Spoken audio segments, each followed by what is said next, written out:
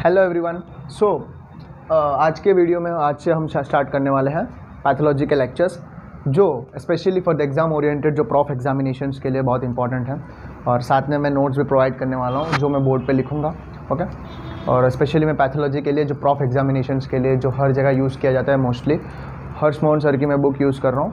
And साथ में जो कंसेप्ट जो काम के हैं जो मैं अपने हिसाब से नोट्स में मैं यहाँ इंक्लूड करके लिख दूँगा। ओके।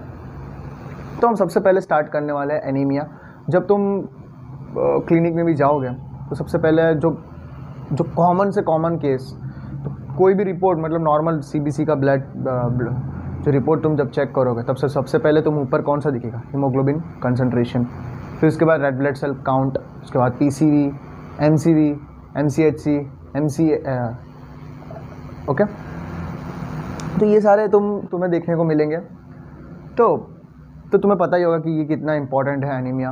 जो एनीमिया जो है वो ऑलमोस्ट मतलब 10 में से मतलब 6 से 7 वुमेंस को, मतलब गर्ल्स को, फीमेल्स को ये जो एनीमिक कंडीशंस देखने को ही मिलता है बिकॉज ऑफ देयर लाइफस्टाइल बोल सकते हैं, बिकॉज ऑफ देयर फिजियोलॉजिकल।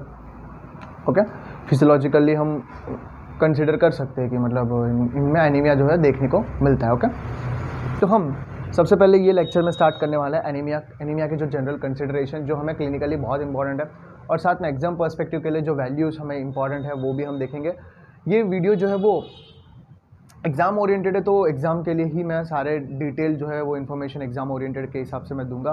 और साथ में जो कंसेप्ट्स इंपॉर्टेंट है, जो इन्फॉर्मेशन हमें इंपॉर्टेंट है, जो हमें एग्ज़ाम में लिखने की वजह से हमारा स्कोरिंग और बढ़ सकता है, वो सारी चीज़ें मैं यहाँ इंक्लूड कर दूंगा।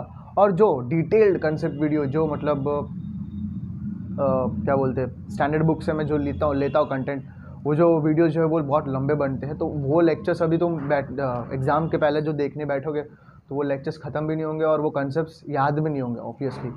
तो ये जो प्रॉफ एग्जामिनेशंस के लिए मैं स्पेशली वीडियो ये सीरीज स्टार्ट किया हूँ पैथोलॉजी के ऊपर। तो सबसे पहले हम स्टार्ट करते हैं एनीमिया से, जो जनरल कंसिडरेशन। तो एनीमिया क्या होता है कि मतलब फर्स्ट ईयर में हमने पढ़ा ही होगा कि anaemia is defined as reduced haemoglobin concentration in blood. मतलब नॉर्मली हम बोला जाए एनीमिया में जो हीमोग्लोबिन कंसंट्रेशन आरबीसी काउंट जो है वो डिक्रीज हो गया, इसके वजह से हमें एनीमिया कंडीशन देखने को मिलता है। ओके।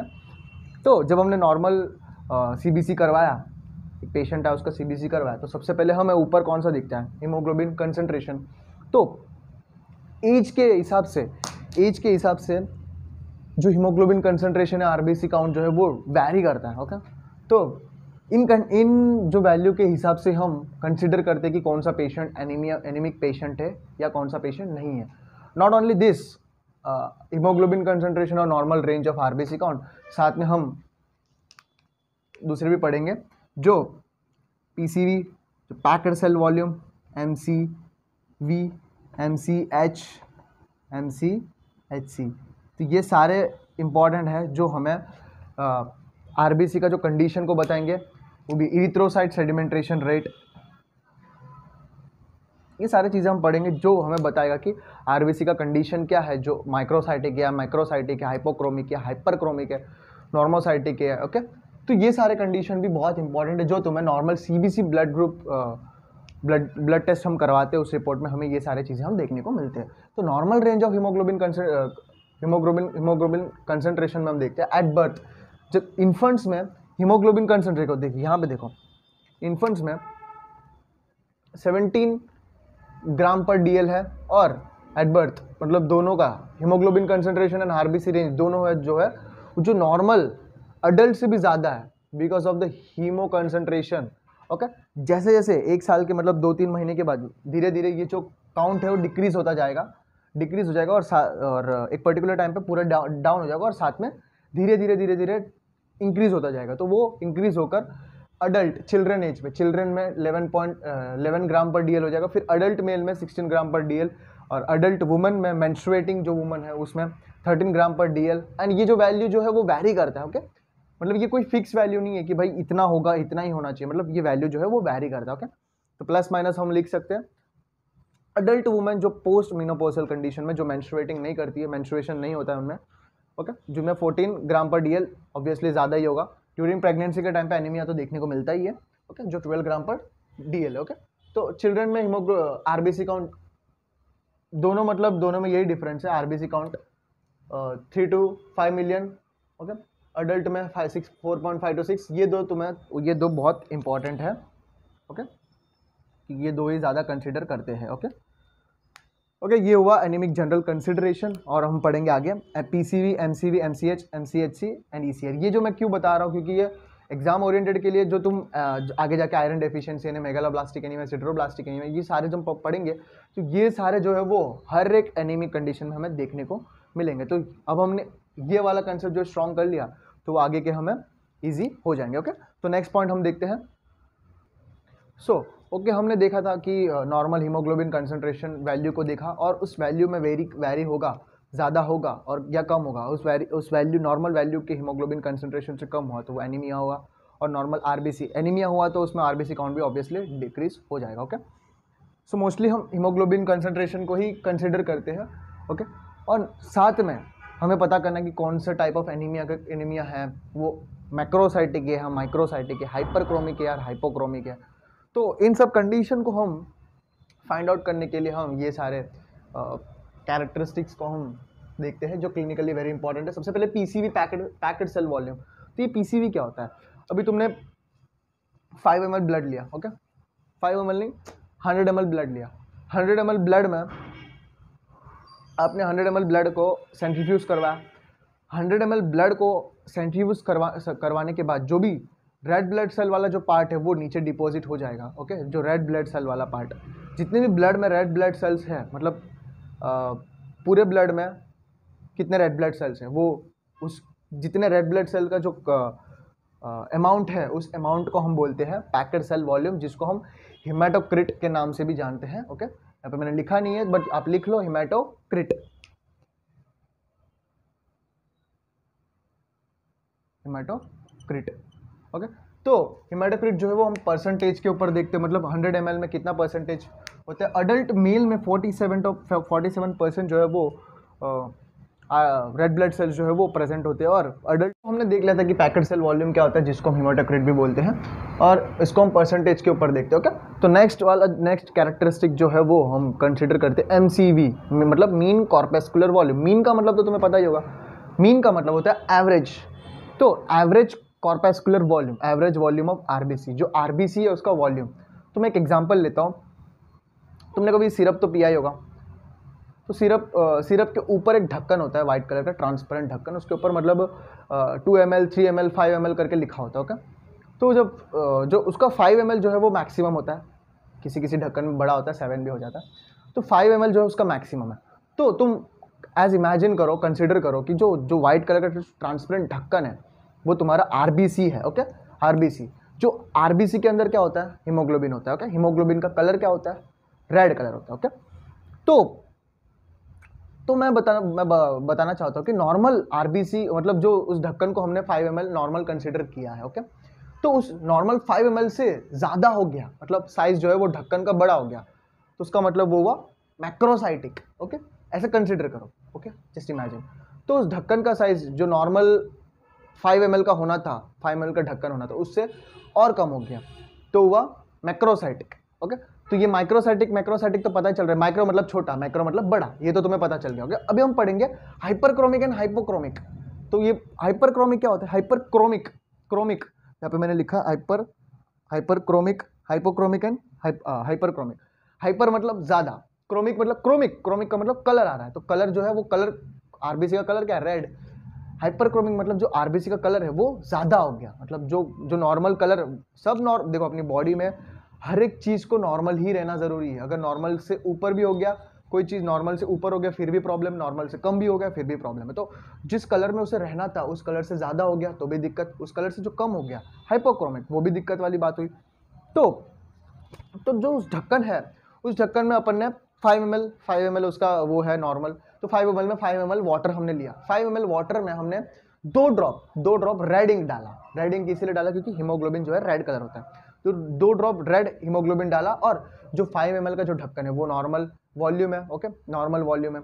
और नॉर्मल वॉल्यूम के अंदर जो हमने 5 ml वाटर डाल के उसके अंदर 2 बूंद इंक डाला, रेड इंक, तो वो हुआ आरबीसी का हीमोग्लोबिन जो रेड कलर हो गया, ओके। वो भी नॉर्मल है, दो इंक दो 2 ड्रॉप इंक जो हमने डाला, दो ड्रॉप का इंक, वो भी नॉर्मल है। ओके, ये नॉर्मल हम कंडीशन की बात कर रहे हैं। जब और फिर क्या हुआ, जो 5 ml के जो ढक्कन है, उस ढक्कन के अंदर जो 2 ड्रॉप की जगह तुमने 1 ड्रॉप डाला, 5 ml के वाटर के अंदर 2 ड्रॉप जो है नॉर्मल था, जो 2 ड्रॉप की जगह पे तुमने 1 ड्रॉप डाला रेड इंक, तो 1 ड्रॉप डाला तो जो दो ड्रॉप वाला जो कलर देना था उससे कम देगा, तो उस कंडीशन हो गया हाइपोक्रोमिक। तो आरबीसी का हीमोग्लोबिन ऐसा ही होता है, जब हीमोग्लोबिन कंसंट्रेशन, उसका कलर जब कम हो जाता है, उसका कलर जिसमें हीमोग्लोबिन की मतलब उसमें जो कलर जो है, जो कलर जो हमें बताता है, उसमें क्या हाइपोक्रोमिक हो जाता है। तो हाइपोक्रोमिक होने की वजह से वो ऑक्सीजन को भी सही से पकड़ के रख नहीं पाता है।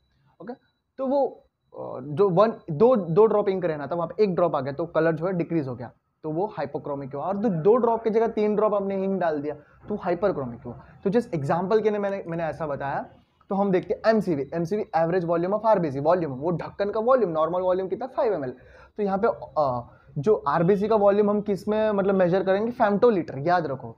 जब तुम रिपोर्ट देखोगे वो सारे इसमें ही लिए होंगे, फेम्टोलीटर, पिकोग्राम एंड ग्राम पर डीएल में ही दिया होगा, और ये परसेंटेज में दिया रहता है। ओके, तो फेम्टोलीटर, अडल्ट मेल में 87 फेम्टोलीटर होता है, फीमेल में भी उतना ही होता है। और ये जो मतलब रेंज होता है इनका। ओके, तो रेंज, तो अगर कोई नॉर्मल आरबीसी सेल है, उसका एमसीवी, मीन कॉर्पस्कुलर वॉल्यूम 90 मतलब 95 फेम्टोलीटर से ज्यादा है, तो मतलब देखो वॉल्यूम मतलब 5 ml का जो ढक्कन था उससे ज्यादा हो गया, तो उस कंडीशन को क्या बोलते हैं, वॉल्यूम बढ़ गया। आरबीसी का जो है वॉल्यूम बढ़ गया, साइज बढ़ गया, वॉल्यूम बढ़ गया, साइज बढ़ गया। तो साइज बढ़ गया तो क्या हो गया, मैक्रोसाइटिक। तो आरबीसी का साइज बढ़ गया तो मैक्रोसाइटिक हुआ।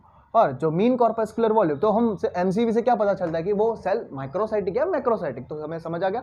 आई थिंक तुम्हें ये चीज समझ आ गया होगा। एमसीवी कैरेक्टरिस्टिक से हमें क्या पता चलता है कि रेड ब्लड सेल जो है वो माइक्रोसाइटिक या मैक्रोसाइटिक। तो 80 फेम्टोलीटर, सो मतलब 87 जो है नॉर्मल है, 80 के नीचे है एमसीवी, तो वो हुआ माइक्रोसाइटिक। जो नॉर्मल वॉल्यूम होना था, साइज होना था, उससे कम हो गया। तो एमसीवी से हमें ये पता चल जाता है। नेक्स्ट हम देखते हैं MCH, mean haemoglobin, mean corpuscular haemoglobin. Okay, mean corpuscular haemoglobin, तो अभी उस ढक्कन है, उस ढक्कन के अंदर 5 ml वाटर डाला, उसमें 2 ड्रॉप इंक डाला, तो उस जो नॉर्मल कलर तो है, बट हमने 5 ml वाटर के जगह 4 ml लिया है, 4 ml 3 ml लिया है, 3 ml के अंदर 2 ड्रॉप वाटर डाला है, 2 ड्रॉप तो वाटर होगा नहीं, तो 2 ड्रॉप इंक डाला है। तो जो नॉर्मल जो वेट होना था, जो भी वेट उसके अंदर जो भी कंटेंट होना था, वो कम हो गया। वैसे ही आरबीसी के अंदर जो हीमोग्लोबिन जो कंटेंट होता है, weight, average weight of haemoglobin, MCH का मतलब मीन कॉर्पस्कुलर हीमोग्लोबिन का मतलब एवरेज वेट ऑफ हीमोग्लोबिन। जो आरबीसी के अंदर जो हीमोग्लोबिन होता है, उसका जो एवरेज वेट, उसको हम किस में लिखते हैं, पिकोग्राम में लिखते हैं, पिकोग्राम। तो वो पिकोग्राम मतलब वेट की बात हो रही है, तो वेट पिकोग्राम। ओके, तो उसका नॉर्मल वेट कितना होता है एक आरबीसी के अंदर हीमोग्लोबिन का। ओके, 29 पिकोग्राम होता है, और फीमेल में भी उतना ही होता है। तो अगर हीमोग्लोबिन अगर अभी देखो, अभी सेल उस ढक्कन में ज़्यादा मतलब वो नॉर्मल 5 ml का था, उस ढक्कन वो 7 ml का हो गया, तो उसमें ज़्यादा वाटर भी ज़्यादा आएगा, इंक भी ज़्यादा आएगा, तो उसका मतलब वो माइक्रोसाइटिक हो गया, माइक्रोसाइटिक एंड हाइपरक्रोमिक हो गया। ओके, बट जब ढक्कन का साइज डिक्रीज हो जाए तो वो माइक्रोसाइटिक हो गया, साइज डिक्रीज हो गया, और साथ में उसमें वाटर जो 5 ml आना था उसमें 4 ml या 3 ml ही आएगा, और इंक भी कम हो जाएगा, तो वो माइक्रोसाइटिक हाइपोक्रोमिक हुआ। तो वैसा ही आरबीसी के अंदर भी जो नॉर्मल वॉल्यूम था, नॉर्मल वॉल्यूम से ज़्यादा है तो वो माइक्रोसाइटिक, नॉर्मल वॉल्यूम से कम हो गया तो वो माइक्रोसाइटिक। ओके, तो यहाँ पे पिकोग्राम, जो 29 पिकोग्राम जो होना था उसके अंदर, जो हीमोग्लोबिन होना था उससे ज़्यादा है तो ज़्यादा उस ढक्कन में, मतलब 5 ml के ढक्कन में, ढक्कन का छोड़ो, जो हीमोग्लोबिन में जो इसका वॉल्यूम 87 फेम्टोलीटर है, इसमें 87 फेम्टोलीटर के अंदर 29 पिकोग्राम हीमोग्लोबिन ही होना है, बट 29 पिकोग्राम से ज़्यादा है, तो ज़्यादा घुसाने के लिए तो साइज भी बड़ा हो जाएगा ना, आरबीसी का वॉल्यूम भी। तो मतलब जब पिकोग्राम जो है वो ज़्यादा हो जाएगा, एमसीएच का वैल्यू 50 पिकोग्राम से ज़्यादा हो गया, तो हीमोग्लोबिन का वैल्यू आरबीसी के अंदर ज़्यादा है, इसका मतलब साथ में वॉल्यूम भी बढ़ेगा। ओके, मतलब आरबीसी का साइज भी बढ़ जाएगा, तो वो माइक्रोसाइटिक भी हो जाएगा। ओके, एंड अगर एमसीएच का वैल्यू 20 पिकोग्राम से कम है, तो 20 पिकोग्राम से कम है, तो जो नॉर्मल हीमोग्लोबिन होना था, वेट पिकोग्राम जो 29 होना था उससे कम हो गया, तो कम हो गया तो उसके अंदर जो साइज़ भी कम हो जाएगा, साइज़ कम है, तो साइज़ कम है तभी तो उसके अंदर हीमोग्लोबिन कम जा रहा है, हीमोग्लोबिन कम जा रहा है और साइज़ भी कम है, तो वो microcytic hypochromic anaemia condition. Okay, and last one जो है वो वो मीन कॉर्पस्कुलर हीमोग्लोबिन कंसंट्रेशन।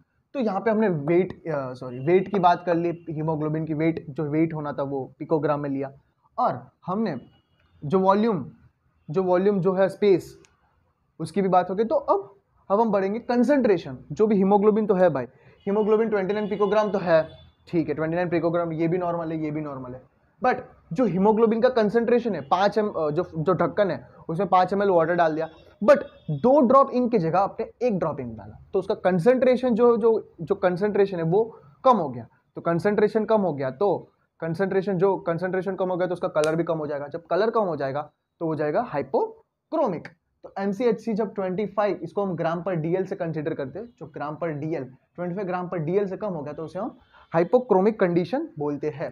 तो ये सारे जो है वो इंपॉर्टेंट है, अगर तुम बुक पढ़ने जाओगे तो ये पूरा कंफ्यूजन पूरा ऊपर से चला जाएगा। तो जो सिंपली हमें एनीमिक कंडीशन को कंसिडर करने के लिए तो हम कौन सी चीज़ें देखना है हमें, एक तो हीमोग्लोबिन कंसंट्रेशन जो सबसे पहले हमने बात किया था, हीमोग्लोबिन कंसंट्रेशन, फिर उसके बाद आरबीसी काउंट को देखेंगे, फिर उसके बाद PCV, MCV, MCH and MCHC, ये सारे बहुत इंपॉर्टेंट हैं।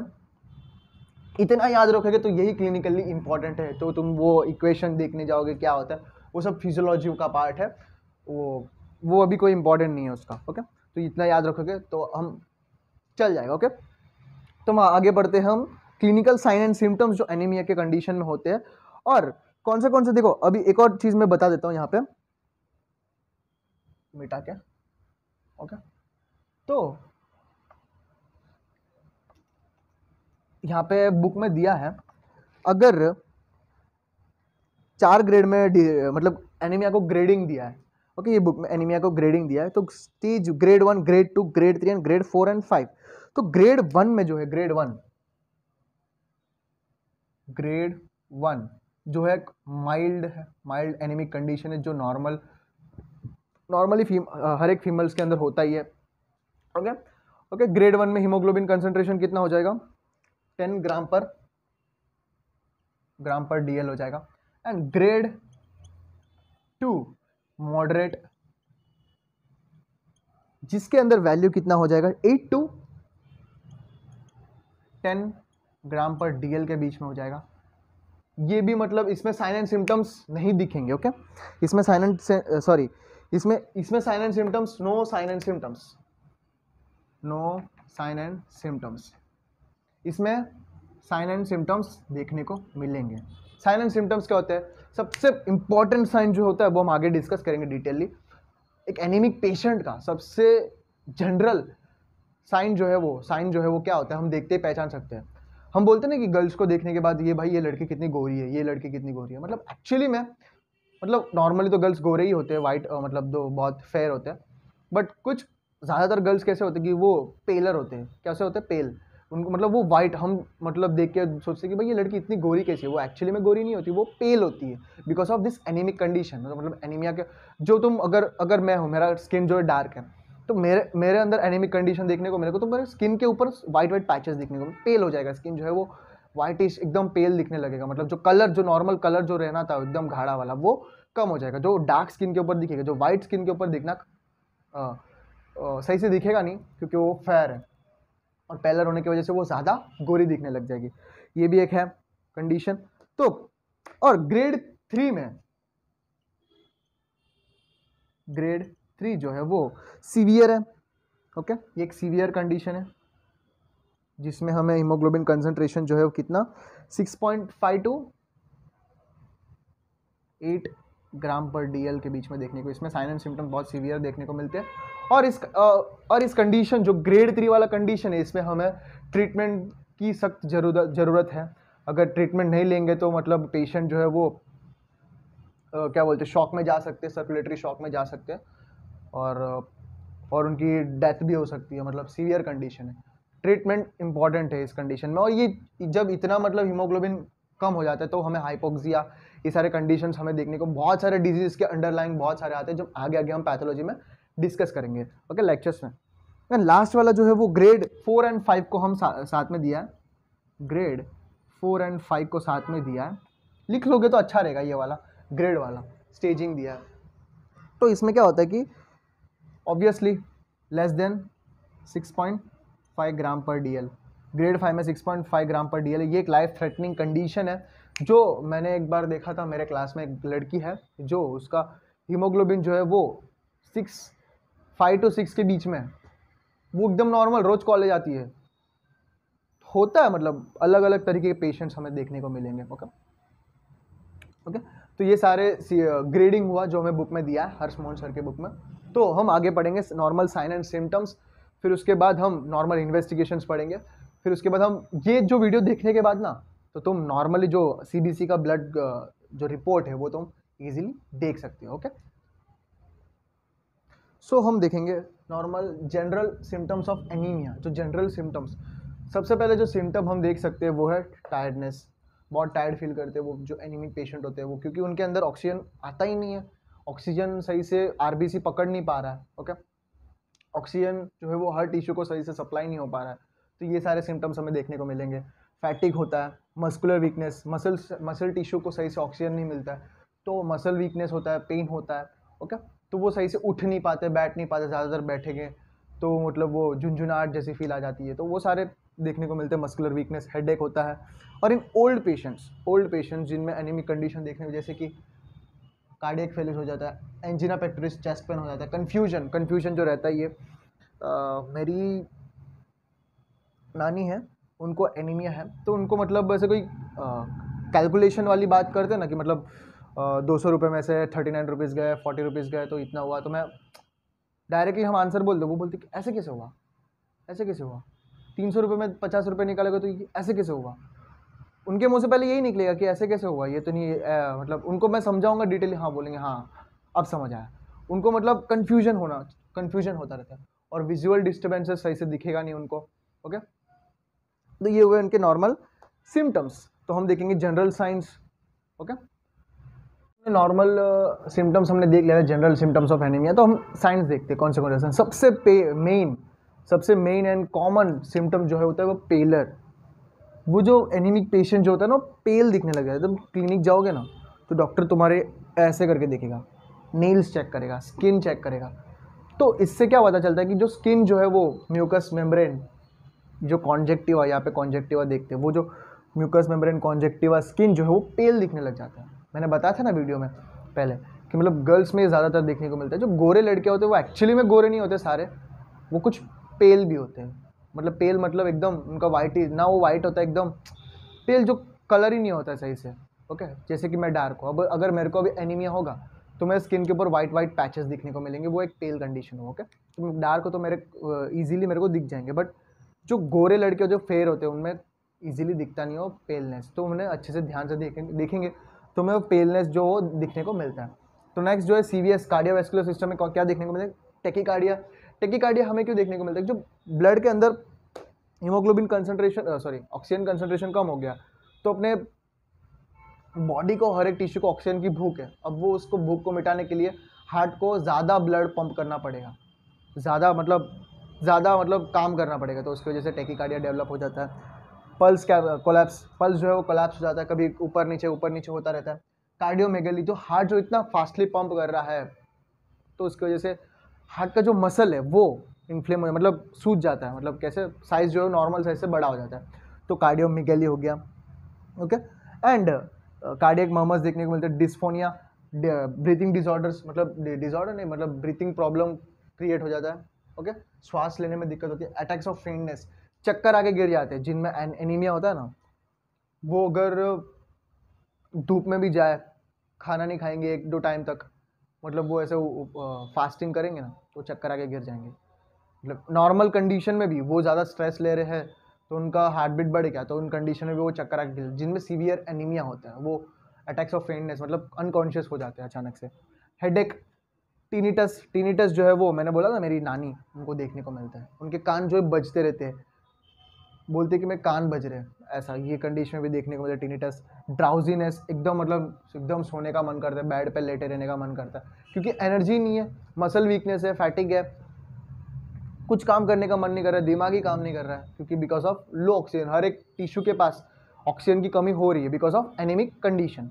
And numbness and tingling of the hands and feet, loss of sensation, tingling sensation जो है वो हमें हाथ में पैरों में देखने को मिलता है because of anaemic condition. Reproductive system में एमेनोरिया, मतलब मेंस्ट्रुएशन ही देखने को नहीं मिलेगा, और साथ में मेनोरेजिया जिसमें एक्सेसिव ब्लीडिंग होता रहेगा, और लॉस ऑफ लिबिडो, जो सेक्सुअल जो सेंसेशन होता है ना, वो भी उनका सेक्सुअल जो रिक्वायरमेंट है वो भी कम होता जाएगा धीरे धीरे एनीमिक कंडीशन की वजह से। एनोरेक्सिया मतलब भूख नहीं होती, खाने का मन नहीं होता है। ओके, वेट लॉस होते हैं, खाने का मन नहीं होता है, तो वेट लॉस ऑब्वियसली होगा एनीमिक कंडीशन में। और साथ में कॉन्स्टिपेशन, फैचुलेंस, नॉजिया, ये सारे जो है जनरल साइंस है जो हमें एक एनीमिक पेशेंट में देखने को मिलेंगे।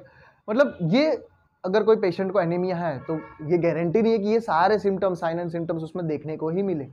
अभी एनीमिया में बहुत सारे टाइप्स होते हैं, iron deficiency anaemia, megaloblastic anaemia, spherocytosis anaemia, sideroblastic anaemia, ऐसे बहुत अलग अलग टाइप्स ऑफ एनीमिया होते हैं। उस अलग अलग टाइप ऑफ एनीमिया में उन पैथोजिनेसिस, पैथोफिजियोलॉजी के ऊपर से हमें symptoms and sign and symptoms हमें देखने को मिलेंगे। बट इन जनरल एनीमिया में ये सारे जो है सिम्टम्स हमें देखने को मिलेंगे। अगर तुम्हारे पेपर में क्वेश्चन है what are the general considerations, what are the general things, sign and symptoms of the anaemic patient, anaemia के बारे में पूछेंगे तो ये सारे तुम लिखोगे, तो तुम्हें ऐसे चार्ट बना के लिखोगे तो मतलब टाइम भी कम लगेगा, और कंटेंट जो है वो चेक करने वाला है उसको भी सारा कंटेंट एक ही जगह पे देखने को मिल रहा है, वो ऑब्वियसली तुम्हें मार्क्स दे देगा। ओके, तो ये हुए जनरल साइन एंड सिम्टम्स। हम देखते हैं नॉर्मल इन्वेस्टिगेशंस, कौन से कंडीशंस में, मतलब कैसे कैसे हम एनीमिक पेशेंट को इन्वेस्टिगेट करते हैं। ओके, देखते हैं। बस ये एक लास्ट टॉपिक है जनरल कंसिडरेशन का, फिर उसके बाद हम देखेंगे नेक्स्ट लेक्चर में हम देखेंगे क्लासिफिकेशन ऑफ एनीमिया। ओके, सो हम देखेंगे general investigations for anaemia.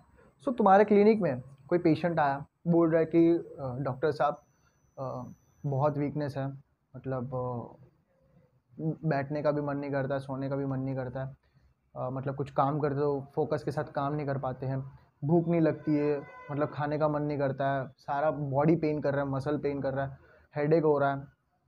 Okay, चक्कर जैसा आता है, बीच बीच में कभी कभी चक्कर आता है, कान गूंज रहे, ऐसे कुछ साइन एंड सिम्टम्स बता रहा है वो डॉक्टर, मतलब पेशेंट आकर। तो तुम तब सबसे पहले क्या करोगे, उसके टंग को चेक करोगे, पेल होगा। ओके, कॉन्जेक्टिवा को चेक करोगे ऐसे करके, यहाँ पे वो पेल होगा। जो नॉर्मल कैसा होता है यहाँ पे रेड होता है, जो अगर तुम एनीमिक पेशेंट को देखोगे तो पेल हो जाता है, वो देखोगे। ओके, तुम उनको पूछोगे पहले कुछ हुआ था क्या, वो सब बारे में, पेशेंट के बारे में तुम वो सारी चीज़ें इन्फॉर्मेशन लोगे। फिर उसके बाद जब तुम्हें थोड़ा मतलब ऐसा डाउट लगेगा कि भाई रिपोर्ट निकलवाना पड़ेगा, तो तुम सबसे पहले उनको कौन सा रिपोर्ट निकलवाओगे, CBC, कंप्लीट ब्लड काउंट्स। जितने ब्लड सेल्स है उनका जो नॉर्मल कंडीशन, जो वैल्यू है, वो सारे हम CBC में हमें इस इन्वेस्टिगेशन में हमें मिल जाएंगे। तो CBC करवाएंगे, तो CBC में हमें सबसे पहले हीमोग्लोबिन कंसंट्रेशन देखेंगे। तो एनीमिया में हीमोग्लोबिन कंसंट्रेशन ऑब्वियसली डिक्रीज हो जाएगा, RBC काउंट भी डिक्रीज देखने को मिल रहा है। मतलब इन सब हमने पहले से ही डिस्कस करते हैं। इन सब कंडीशन में क्या होता है कि एनीमिया में ये सारे कंडीशन जो है नॉर्मल वैल्यू से डिक्रीज हो जाते हैं। डेफिनेशन ऊपर से वो मिटाया नहीं है, रिड्यूस्ड हीमोग्लोबिन कंसंट्रेशन। ओके, तो RBC काउंट भी डिक्रीज हो जाता है। और साथ में हम रेड ब्लड सेल इंडाइसिस देखते हैं। ओके, RBC इंडाइसिस चेक करते हैं, जिसमें PCV, MCV, MCH, MCHC ये सारे हम देखते हैं, ये सारे कंसीडर करते हैं। तो इनसे हमें पता चलता है कि वो माइक्रोसाइटिक एनीमिया है, मैक्रोसाइटिक एनीमिया, हाइपोक्रोमिक है, हाइपोक्रोमिक है, नॉर्मोसाइटिक है, सब हमें पता चल जाता है। तो मतलब एक्सपीरियंस के हिसाब से, डॉक्टर के एक्सपीरियंस के हिसाब से, जिस तरह पास्ट अपने पेशेंट्स को किस तरीके से हैंडल किया, अपने नॉलेज के हिसाब से वो रिपोर्ट देख के बता सकता है कि इस पेशेंट को कौन सी एनीमिया है। आयरन डेफिशिएंसी मोस्टली हमें वो वुमेन्स में, फीमेल्स में हमें आयरन डेफिशिएंसी एनीमिया देखने को मिलता है। उसके एक पर्टिकुलर सिम्टम्स होते हैं, हम आगे देखेंगे उसके, जैसे एक एनीमिया के बारे में हम पढ़ते जाएंगे, उसके अलग अपने खुद के डायग्नोसिस होते हैं। ओके, उनके अलग ट्रीटमेंट होते हैं, उनका अलग ही पैथोजेनेसिस होता है। ओके, तो इन सब कंडीशन से भी हमें पता चल जाता है कौन सा टाइप ऑफ एनीमिया है। फिर उसके बाद हम रेटिकुलोसाइट काउंट देखते हैं। रेटिकुलोसाइट का नॉर्मल काउंट जो होता है वो normal reticulocyte count, normal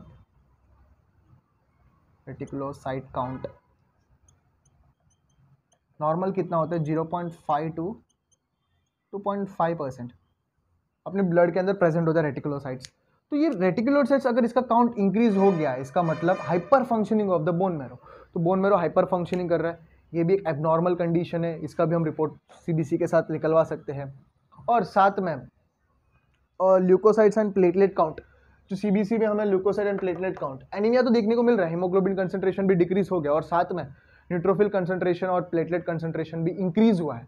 okay, neutrophil concentration कब इंक्रीज होता है? तो कभी कोई बैक्टीरियल इन्फेक्शन हुआ है, इन्फेक्शियस कंडीशन में न्यूट्रोफिल काउंट इंक्रीज देखने को मिलता है। प्लेटलेट, कभी इंटरनल हेमरेज हुआ है, उसकी वजह से हमें प्लेटलेट का काउंट जो है इंक्रीज देखने को मिलता है।